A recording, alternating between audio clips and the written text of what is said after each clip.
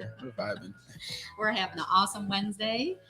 Thank you for joining us today. I'm Ida Pearlie, the Deputy Director here at the Michigan Cannabis Industry Association. And I am Isaiah Roberts, the Development Director here at the MiCIA. How you doing, Isaiah? I'm pretty good, coming off of a 5-day weekend, kind of rejuvenated, getting back into the swing of things, replying to emails and trying not to seem like I'm avoiding anybody because it's been a pretty long time, and trying not to feel like the new guy. So yeah, just getting back in the swing of things and looking forward to a lot of up and coming events we got. Nice. Yeah. Fall's here. So we're ready to hit the ground running. And who do we have with us today? Today we have Kevin Pybus of Truu Cannabis. Yay. Hi, Kevin. Hi, guys. How are you? Good. How are you doing? I'm doing pretty good. Glad to be on the show. Thank you so much. We appreciate you being available for us today. Yeah, of course.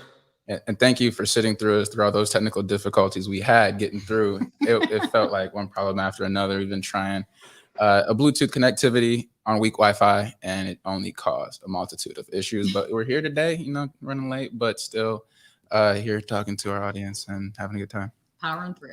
Yeah, we do the Smoke and Rope podcast every week, so I know all the problems with technical difficulties. It seems like as soon as you are trying to do something, it's like my computer will reboot, and then it'll sit there for 45 minutes doing a little wheel of death thing, and it's like, we're ready to record. Like, what is going on? Nice. Yeah. Are Wednesdays like your media day? Since I know you go on the Smoke and Rope podcast, it's just a day to just get behind the camera and really host, because you're a co-host too, right? Yep, co-host on the show. So yeah, every Wednesday we try to do it every Wednesday. Sometimes we get thrown off a little bit by scheduling our guests and whatnot. But this week we're actually doing it on Friday. It was supposed to be today, but got pushed back. But I don't dedicate any whole day though to media. I'm in the gardens most days and doing administrative stuff, and try to fit in the podcast when I can, and try to have a little bit of fun when I get a chance. So awesome. Nice. Yeah. Little bit unfortunate, next time we got to plan to have you come in the office. Since we're both in Lansing, we just couldn't schedule it out, but hey, we'll get the job done for today. Yeah, definitely. Absolutely. So Kevin, can you tell us a little bit about how you got started in the marijuana industry and why? Like, what led you to this? So, about my junior year of high school, I played hockey and a lot of sports growing up. And about my junior year of high school, I remember showing up to school after hockey practice. I had hockey practices in the morning at 5 a.m. And so I showed up to school, went to get out of my truck, and my legs just wouldn't even work. My back was full spasming. And that was my first experience with back issues. And, I kind of went the traditional route where I went to the doctor and they gave me muscle relaxers and painkillers and lots of ibuprofen, and went to chiropractors and things like that. And for the most part, once I graduated high school and got into the working force, I just struggled with it all the time, back issues. I could not figure out what was the deal. I don't know if a lot of people, a lot of people have back issues, but it's not one of those things that it's super easy to figure out and pinpoint the issue. And so that, a lot of people do have back issues. And so in 2002, I was working with Ford Motor Company, and I relocated to Denver, Colorado. And earlier on in that year, they had passed legislation for medical marijuana. And I had gone to a doctor as soon as I got there to kind of touch base and kind of figure out what we're going to do about my back situation. And he had said, have you ever thought about medical marijuana? And I had smoked a lot of marijuana growing up. It wasn't medicinal at the time, but then I got a doctor's recommendation in Colorado for my medical card, and applied and was accepted, and was one of the first 100 people in Colorado to get a medical marijuana card. Wow. And so I started growing then right away, and was still working at Ford. But in 2007, I took a buyout from Ford Motor Company and started working in the marijuana field full time.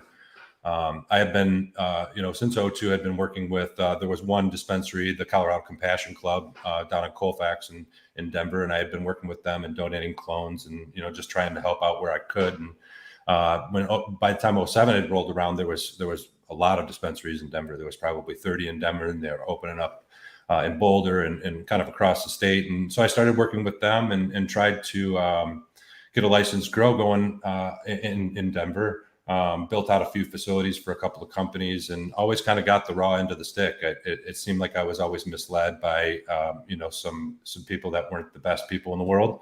And so in 2014, my dad got sick and went in the hospital. and he ended up passing away in 2014, which brought me back to Michigan to be closer with my mom. And ironically, they say things happen for a reason, and it was kind of weird. I'd been back in Michigan, and my dad was a big political guy. He would write letters to the governor and to the mayors of his town, or whoever he could get their ear. Even the owner of Ford Motor Company, he'd write to Bill Ford, and give him advice about what he needs to be doing with his job. That was my dad.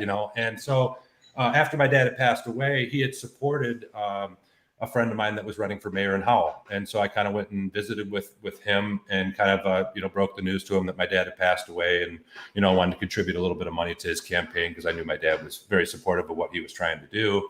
And, he had asked me, so what have you been doing the last, 20 years or whatever, since you've been the last senior in high school and whatnot.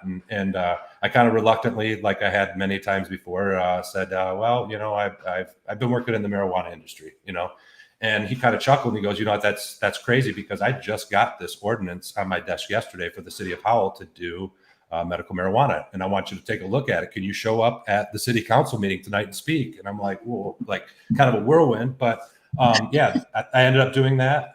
We pursued Howell for quite some time, but Howell just decided to kick the can, wait for legislation. And that's what kind of sparked my interest in trying to get something done legislatively. We joined a couple of industry groups and started working those avenues. And the industry group that I was working with kind of was, my whole thing was anti-monopoly and inclusiveness, and tried to make this a viable business for a lot of different people. And I thought there was room for everyone. And it turned out that, the people that were running that organization were saying one thing and then lobbying for another, and kind of working with the people that wanted to do the 10 grow model for the whole state and all that stuff. So when I found that out, I had ran into Robin numerous times up in Lansing, because she was obviously advocating as well, and knew that they were doing things the right way. And so when we left the MCDA, we ended up joining up with Robin's group. I can't remember what it was called at the time, the National Patients' Rights Association, NPRA. And so we started working with her on that, and we finally got legislation passed. And then, once legislation passed, the NPRA kind of morphed into the MiCIA, and we continued with that. And, we also worked with the Lansing Cannabis Guild here in Lansing.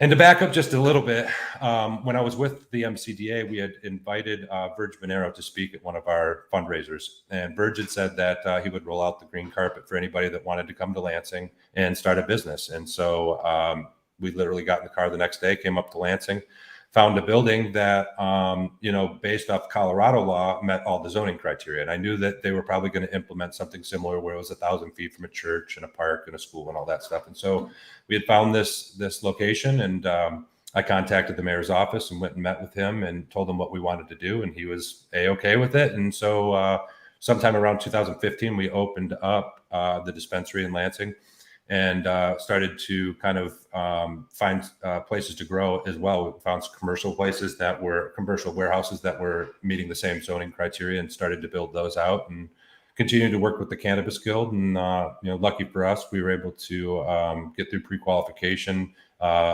We went in front of the board with Don Bailey and those guys. That was a super stressful time because obviously, as you guys probably know, he was very, very against people like myself who had operated prior to licensing, and was denying them straight up on moral character. And so I was surprised that we had gotten through, but we did, and we got our licenses, and kind of been just grinding since then.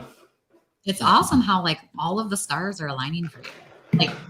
Well, it's kind of funny because when we were having the technical difficulties, you guys couldn't hear me, but I was telling you, it's me. I'm the problem.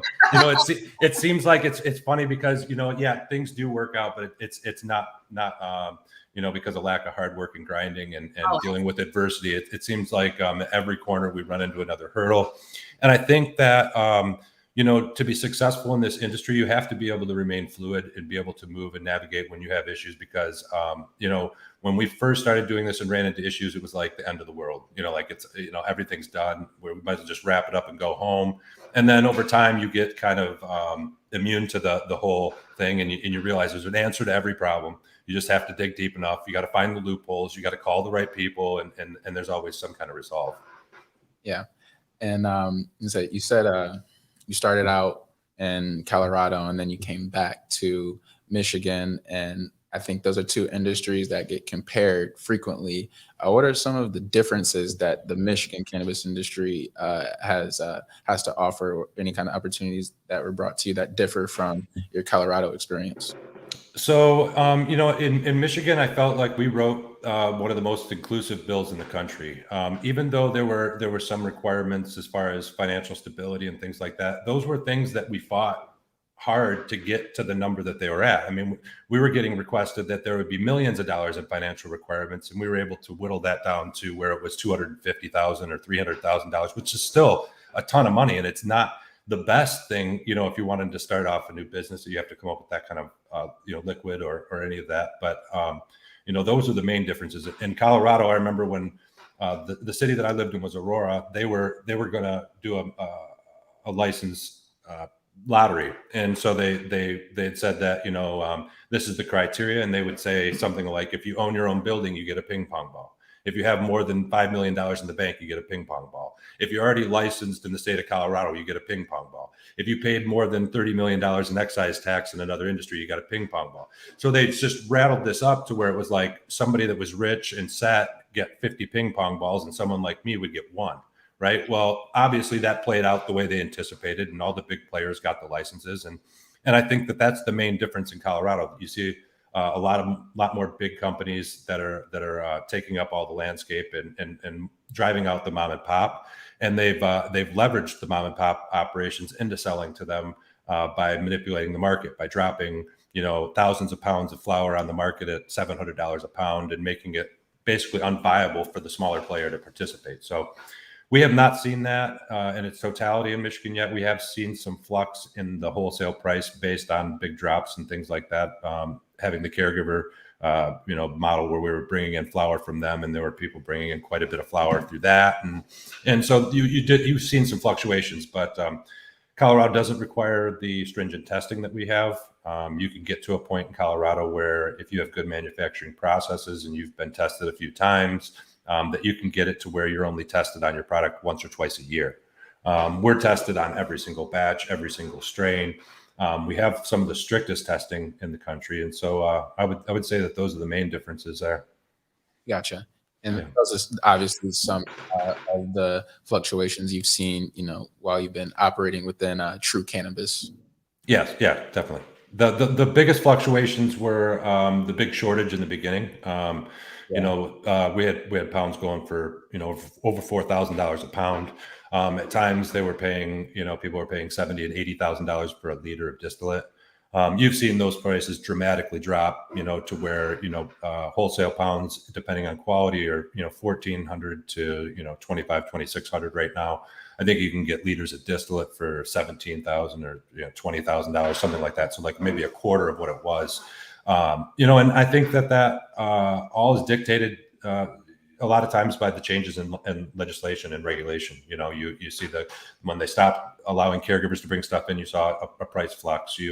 When you changed the testing requirements, for instance, on the plating and the CRC, they used to allow a certain type of test for microbial, the CRC testing, and then they got rid of that and made you do the plate microbial testing. And so when that happened, we started to see a lot more failing on the medical side, and a lot more distillate then became into the market on that end. And so you see a dip in distillate. So we're seeing things kind of bounce around as the rules change and as we navigate through these issues.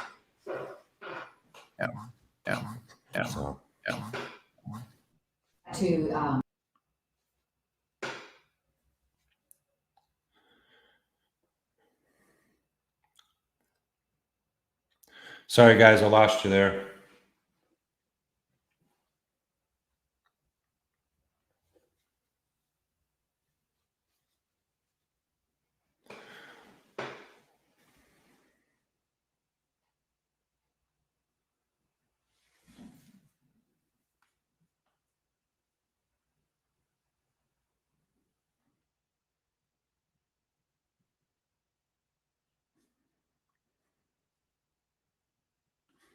Well, anybody that's watching live on Facebook, we are going to wrap things up for right now. We may come back on. Let me check with the the guys in the studio. It seems like they're having some technical difficulties today. So yeah, we will get back at you. Take care.